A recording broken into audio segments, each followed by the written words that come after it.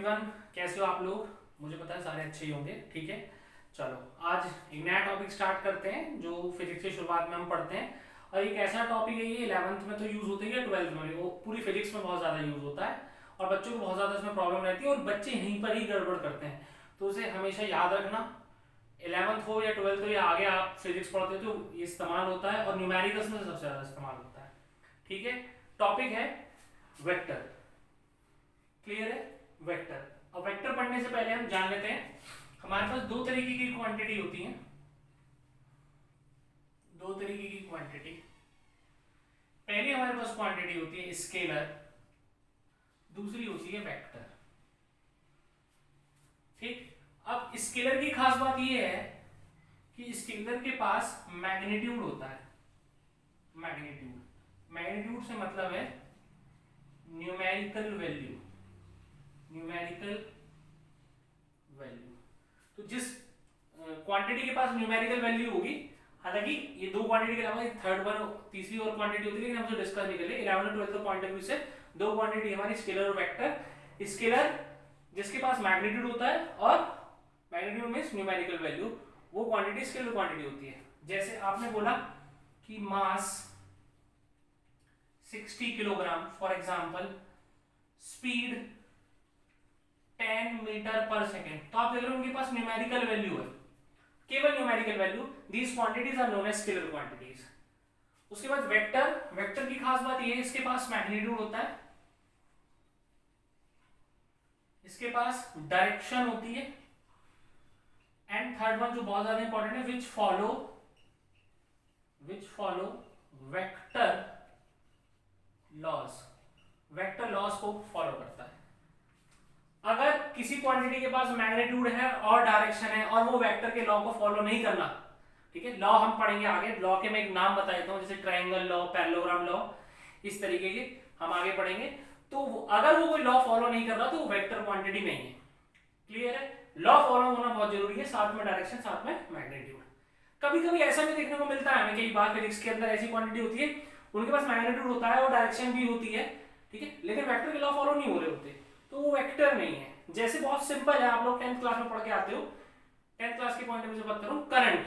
आप देखते हो करंट जा रहा है, करंट की डायरेक्शन है 5 एम्पीयर, करंट इधर जा रहा है इधर जा रहा है, तो डायरेक्शन भी होती है, मैग्नीट्यूड भी होता है, लेकिन वो वेक्टर नहीं है क्योंकि वेक्टर के लॉ को फॉलो नहीं करता। ठीक है, तो वेक्टर के लिए तीन कंडीशन इंपॉर्टेंट है। अब यहां से हम अपना वेक्टर स्टार्ट करते हैं। ठीक है, आप इसे लिख लेना।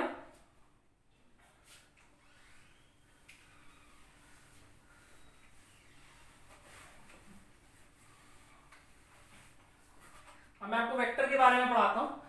जो वेक्टर शब्द है, जनरली इसकी थोड़ी सी बात करें तो जो वेक्टर शब्द है ये ग्रीक भाषा से लिया गया है, ग्रीक लैंग्वेज से लिया गया, और इसका मतलब होता है कैरियर। ठीक है, मींस कैरियर,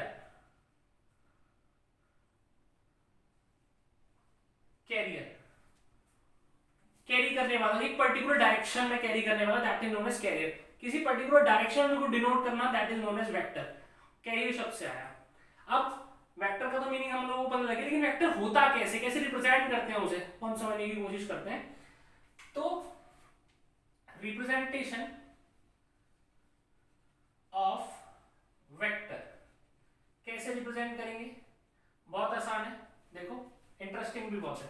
सपोज करो ये आपने इस तरीके से बनाया, ये आपको जो फिगर दिखाई दे रही है ये वेक्टर को रिप्रेजेंट कर रहा है। ठीक है, अब कैसे कैसे क्या पता लग रहा है इसमें, ये जो एरो है इसे बोलते हैं वेक्टर की हेड। वेक्टर की हेड, और वेक्टर की जो हेड होती है वो डायरेक्शन को शो करती है, दैट इज डायरेक्शन। क्लियर है? अब हेड से जस्ट रिवर्स ये जो पॉइंट होता है that is known as tail. ये डायरेक्शन की जस्ट रिवर्स होती है। ठीक है, अगर डायरेक्शन इधर है तो इधर, अगर इस रेस्पेक्ट में बात करोगे तो इधर। दूसरा, टेल से और हेड तक की, this is known as length of vector. ये वेक्टर की लेंथ होती है और इसे बोलते हैं मैग्नीट्यूड। ये वेक्टर की लेंथ जो होती है इसे मैग्नीट्यूड बोला जाता है। इट मींस जितनी ज्यादा लेंथ होगी उतना ज्यादा मैग्नीट्यूड होगा। क्लियर है? तो एक वेक्टर के पास हेड होती है, टेल होती है और उसकी लेंथ होती है, लेंथ शो मैग्नीट्यूड। अब वेक्टर को सिंबॉलिकली कैसे लिखेंगे, तो वेक्टर को सिंबॉलिकली लिखेंगे, फॉर एग्जांपल आपने ये वेक्टर बनाया तो उसे नाम दे दिया ए और इसके ऊपर छोटा सा एरो वेक्टर ए। ठीक है, हमेशा जो एरो है वो हेड किसी भी अल्फाबेट के ऊपर लगता है, ठीक है, और हमेशा टुवर्ड्स राइट लगता है। ये सिंबल आपको रिप्रेजेंट कर रहा है कि आप किसी वेक्टर को रिप्रेजेंट कर रहे हो। ठीक है, आपने कोई दूसरा वेक्टर बना दिया, ठीक है, तो डायरेक्शन इसकी नो डाउट इधर हेड है, उधर इधर होगी, इधर है, लेकिन लिखा जाएगा बी वेक्टर। ठीक है, आपने इसका जस्ट रिवर्स बना दिया, जस्ट रिवर्स, तो माइनस बी ऐसे लिख सकते हो। ठीक है, आपने इसका हाफ बना दिया a/2। ठीक है, तो हेड शो करता है बेसिकली डायरेक्शन, लेकिन जब हम सिंबॉलिकली रिप्रेजेंट करते हैं तो हम छोटा सा एरो लगाते हैं टुवर्ड्स राइट। तो ये वेक्टर को रिप्रेजेंट करने का तरीका है, ये सिंबॉलिकली लिखने का तरीका है। अब वेक्टर को कोऑर्डिनेट में कैसे रिप्रेजेंट करें, ठीक है, इसे आप लिखना, उसे समझने की कोशिश करते हैं।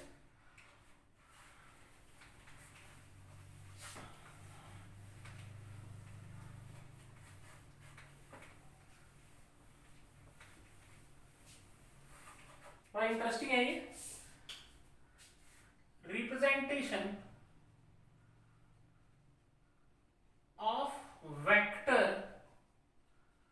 On X Y plane. अभी फिलहाल मैं एक्स वाई प्लेन की बात करता हूं, ठीक है, क्योंकि एक्स वाई प्लेन में आसानी से समझ आ जाता है हमें, क्योंकि हम 10th क्लास करके आते हैं तो एक्स वाई प्लेन हमें पता होता है। तो सपोज करो ये x है, ये y है, this is x dash and this is y dash, ये आपके एक्स वाई कोऑर्डिनेट हुए। अब आप एक एग्जांपल ले लेते हो, सपोज करो मैंने एक एग्जांपल लिया, एक वेक्टर का एग्जांपल आपको पता है, सब जानते हैं, डिस्प्लेसमेंट। डिस्प्लेसमेंट, और डिस्प्लेसमेंट क्या होता है, शॉर्टेस्ट पाथ होता है। ठीक है, मतलब जैसे सपोज करो आप ए पॉइंट पे थे, बी पे गए, फिर बी से सी पे गए। अब मैं आपसे बोलता हूँ ए से बी और बी से सी तक की जर्नी में डिस्प्लेसमेंट कितना होगा, तो आप बोलोगे ए से सी तक, ये होगी। तो ये वेक्टर क्वांटिटी है, डायरेक्शन है, वेक्टर के लॉ को भी फॉलो करता है। अब मुझे इसे रिप्रेजेंट करना है एक्स वाई कोऑर्डिनेट में। मैंने एक एग्जांपल लिया डिस्प्लेसमेंट का, बहुत सारे एग्जांपल ले सकते हो, डिस्प्लेसमेंट, एक्सेलरेशन, फोर्स, आगे हम पढ़ेंगे, फिर एंगुलर मोमेंटम, मोमेंटम, टॉर्क, ये सब फिजिक्स में पढ़ते हैं, सब वेक्टर है, सबको रिप्रेजेंट किया जा सकता है। अब सपोज करो ये मैंने बोल दिया 1, ये 2, ये 3, और ये बोल दिया 1, ये 2, ये 3, ये 4। ठीक है, अब आप डिस्प्लेसमेंट को रिप्रेजेंट कर रहे हो, यानी आप सपोज करो एक्स पे मान लो 3 चले हो और वाई में 4 चले हो, तो ये कोऑर्डिनेट हो गए आपके। ठीक है, ऐसे 3 और ऐसे 4, 3 और 4, क्लियर है। अच्छा, अब आपको वेक्टर दिखाना रिप्रेजेंटेशन, तो आपको कोऑर्डिनेट नहीं लिखते, कोऑर्डिनेट तो मैं लिख रहा हूं समझाने के लिए, आपको क्या करना है, उस पॉइंट दिखाना है यहाँ पे, और ओरिजिन से वहां तक एक सीधा, एक बिल्कुल सीधा एरो ये दिखाना है। ठीक है, ये आपका वेक्टर होगा, यहां से ये होगी डायरेक्शन, यानी आपकी डिस्प्लेसमेंट वेक्टर की डायरेक्शन है। एग्जांपल मैंने डिस्प्लेसमेंट लिया, अगर मान लो वेलोसिटी होती तो वेलोसिटी की होती, अगर एक्सेलरेशन होता तो एक्सेलरेशन होता, अगर ये फोर्स होती तो फोर्स होता। ठीक है, तो ये आपकी डायरेक्शन आ गई। अब ये आपने दिखा दिया, अब आप इसे कुछ नाम दोगे, मैंने नाम दे दिया इसे ए वेक्टर। ठीक है, तो बहुत बढ़िया, हमारे समझ में आ गया कैसे रिप्रेजेंट हो रहा है। लेकिन रिप्रेजेंटेशन हमें दिख रही है, हमें कोऑर्डिनेट भी दिख रहे हैं, हम लिखेंगे कैसे ऐसे, हमें लिखना भी आना चाहिए। तो लिखते कैसे हैं, लिखने के लिए हमेशा याद रखेंगे रिमेंबर, फिर मैं आगे बताऊंगा ऐसा क्यों करते हैं और क्या यूज है। जब भी आप एक्स कोऑर्डिनेट को रिप्रेजेंट करेंगे, एक्स एक्सिस को, आप एक टर्म का यूज करेंगे आई कैप, सिंबल है, क्या होता है आगे बात करते हैं, आगे लेक्चर में, आई कैप। ठीक है, अगर आपको वाई एक्सिस को रिप्रेजेंट करना है तो आप लिखोगे जे कैप, और अगर आपको जेड एक्सिस को रिप्रेजेंट करना है तो आप लिखोगे के कैप। हालांकि यहाँ पे जेड नहीं है, मैं बता रहा हूं, एक्स वाई जेड आई जे के, एक्स कोऑर्डिनेट आई से दिखाओगे, वाई कोऑर्डिनेट जे से दिखाओगे, और जेड कोऑर्डिनेट के से दिखाओगे। तो सपोज करो इसका कोऑर्डिनेट तो 3 4, ये एक्स था, ये वाई था, तो आप इसे लिखोगे ए वेक्टर इक्वल टू 3 और 4। समझना, एक्स कोऑर्डिनेट 3 है प्लस में, तो 3i, ये भी प्लस में है, प्लस 4j। सिंपल है, प्लस है तो ठीक है, यहां तो प्लस लिखने की जरूरत नहीं, यहां प्लस 3i प्लस 4j, बहुत आसान है। तो ये वेक्टर को रिप्रेजेंट कर दिया हमने। ठीक है, अब रिप्रेजेंट करने के बाद मुझे इसका लेंथ निकालनी है वेक्टर की, ये लेंथ है इसकी, यहां से ओ से और यहां तक, यानी टेल से और हेड तक। तो लेंथ को कैसे रिप्रेजेंट करते हैं, आपको पता है लेंथ जो होती है वो होती है मैग्नीट्यूड, और किसी भी वेक्टर के मैग्नीट्यूड को हम रिप्रेजेंट करते हैं खाली सपोज करो ए या फिर ए वेक्टर और ऐसे ये सिंबल, ये मॉड्यूलस का सिंबल होता है, ए मॉड्यूलस। ठीक है, अगर आप किसी वेक्टर का मैग्नीट्यूड निकालें या तो आप उस मॉड्यूलस में इस तरीके से बंद करेंगे या सिंपल। तो कितना लेंथ होगी, लेंथ निकालो, खुद सोचो, यहां से आता मुझे लेंथ निकालनी है, तो ये 3 और ये 4, तो पाइथागोरस थ्योरम 3 का स्क्वायर प्लस 4 का स्क्वायर का अंडर रूट, तो आपके पास आ गया 5, ये इसकी लेंथ होगी। सिंपल है। तो अगर मैं आपको शॉर्ट ट्रिक बताऊं तो बहुत आसान है, अगर कोई भी वेक्टर इन जनरल कोई भी वेक्टर ऐसे रिप्रेजेंट हो रहा है, सपोज करो कोई एक्स वेक्टर है ए आई, एक्स में plus minus b j plus minus c k, मतलब एक्स में वो ए है, वाई में वो बी है, सी जेड में वो सी है, प्लस माइनस हो सकता है। तो उसका मैग्नीट्यूड कैसे निकालेंगे, उसकी लेंथ कैसे निकालेंगे, बहुत आसान है, डायरेक्ट ए स्क्वायर बी स्क्वायर सी स्क्वायर, सिंपल है। इसका प्रूफ होता है, मैं यहाँ डिस्कस नहीं कर रहा हूँ, सिंपली आप याद रखेंगे, यहाँ वो आपको पाइथागोरस थ्योरम लग रहा है, यहाँ भी ये पाइथागोरस लगा के आता है। ठीक है, तो ये लेंथ हमने निकाल दिया, इसमें कोई बहुत बड़ी बात नहीं है। अब हमें ये पता लग गया कि एक्स वाई कोऑर्डिनेट पे किसी वेक्टर को कैसे रिप्रेजेंट करते हैं, उसका मैग्नीट्यूड कैसे निकालते हैं, ये दो बातें हमें पता लगी, और ये डायरेक्शन इसकी है। और अगर हमें इसकी डायरेक्शन दिखानी है तो हम कैसे दिखाएंगे, तो डायरेक्शन दिखाने के बहुत तरीके होते हैं, सिंपल मुझे इसकी डायरेक्शन बतानी है। तो आप देखो यहाँ से कितना एंगल बना रहा है, थीटा, तो आप ऐसे कर सकते हो tan थीटा 3, ये 4 और ये 3, तो 4/3, तो इसे ऐसे लिख सकते हो theta equal to tan inverse function में 4/3। तो इसकी डायरेक्शन आ गई एक्स एक्सिस से, बहुत तरीके हैं रिप्रेजेंट करने के। तो अब हमें पता लग गया किसी वेक्टर को कैसे दिखाते हैं आई और जे के में, ठीक है, कैसे उसकी डायरेक्शन निकालते हैं, कैसे हम मैग्नीट्यूड निकालते हैं। अब कुछ प्रॉपर्टीज जान लेते हैं वेक्टर्स की, इसे आप लिख लेना समझने के लिए।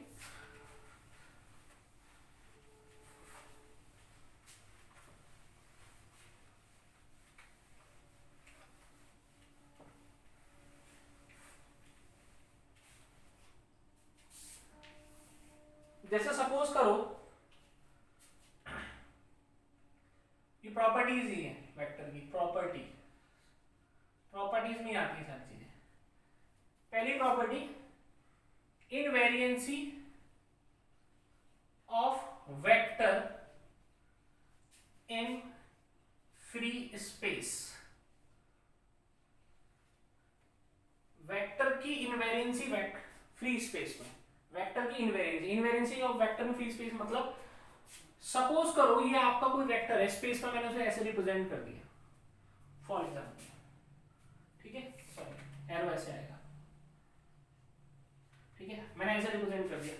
तो आप इस वेक्टर को स्पेस में कहीं भी ले जा सकते हैं, पूरे स्पेस में कहीं भी ले जा सकते हैं। कंडीशन ये है ना तो उसकी डायरेक्शन चेंज होनी चाहिए, ना ही मैग्नीट्यूड चेंज होना चाहिए। मैग्नीट्यूड से मतलब है लेंथ।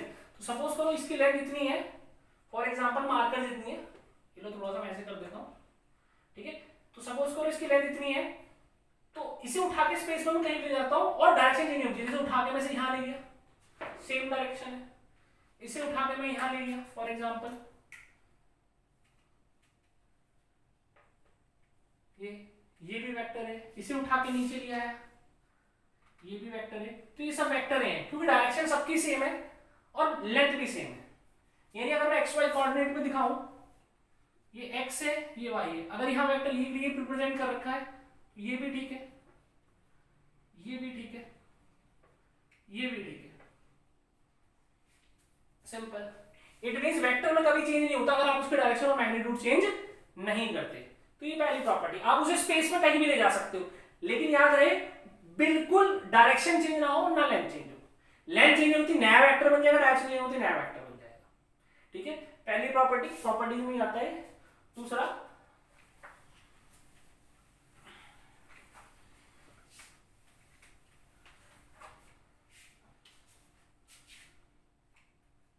एंगल बिटवीन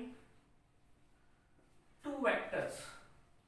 आपको किन्हीं दो वेक्टर्स के बीच में एंगल देखना है, सपोज करो दो वेक्टर्स के बीच में एंगल देखना है, तो कैसे देखोगे?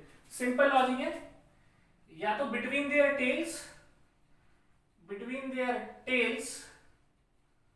और बिटवीन देयर हेड, या उनके हेड्स के बीच, या तो टेल्स के बीच या हेड के बीच। कैसे? सपोज करो ये वेक्टर ए है और ये वेक्टर बी इस तरीके से है, कुछ भी हो सकता है ये फोर्स हो सकता है ये वेलोसिटी हो सकता है ये एक्सेलरेशन हो सकता है ये फोर्स हो, कुछ भी हो सकता है, ठीक है। अब ये एक वेक्टर, ये वेक्टर है, तो इनकी दोनों की टेल यहां मिल रही है और ये जो एंगल है थीटा, ये दोनों के बीच एंगल माना जाएगा। This is angle between both the vectors, ठीक है। कभी कभी क्या होता है, हमारे पास ये कंडीशन आ जाती है, ये ए है और ये बी है और ये एंगल है थीटा, तो ऐसा नहीं है एंगल गलत है, एंगल अपनी जगह ठीक है, जो है वो है, लेकिन दोनों के वेक्टर्स के बीच एंगल नहीं माना जाएगा, क्योंकि यहाँ पे एक हेड है और एक टेल है। देखो यहाँ एक हेड है और यहाँ एक टेल है, तो ये एंगल नहीं माना जाएगा। अब ऐसी स्थिति में क्या करें? ऐसी स्थिति में पहली वाली प्रॉपर्टी यूज करो। क्या करोगे आप इस वेक्टर को उठा के यहाँ रख सकते हो। देखो सपोज करो इसे उठाया मैंने और यहाँ रख दिया, डायरेक्शन चेंज नहीं हुई इसकी, ना ही मैग्नीट्यूड चेंज हुआ। देखो बी वेक्टर नहीं हुआ। अब देखो ये एंगल हो गया 180 minus theta, this is 180 minus theta. अब ये एंगल माना जाएगा, angle between both the vectors. तो आप पहली प्रॉपर्टी का यूज कर सकते हो, ठीक है। तो दो वेक्टर्स में एंगल लिखा जाता है हेड्स और टेल्स। हेड्स मतलब A B,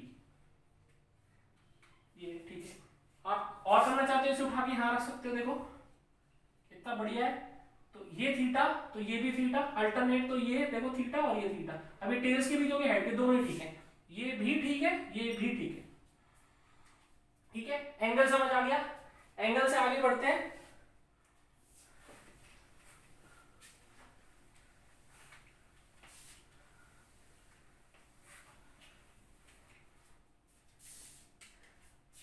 equality of two vectors, equality of two vectors. दो वेक्टर्स कब इक्वल होते हैं?